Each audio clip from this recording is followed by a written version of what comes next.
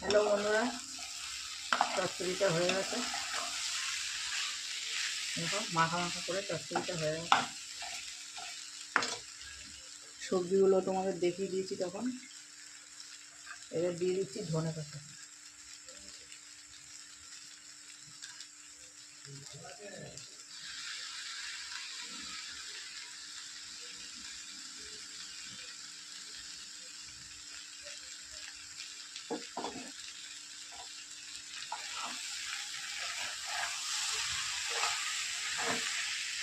ঢেকে দিয়েছি দেখে কুমড়োটা গলে গেছে।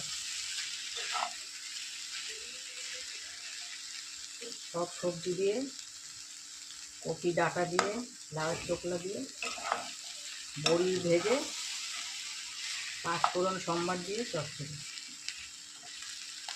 এটা দিয়ে খেয়ে দেখবে এক থালা ভাত খেয়ে নিতে পারবে।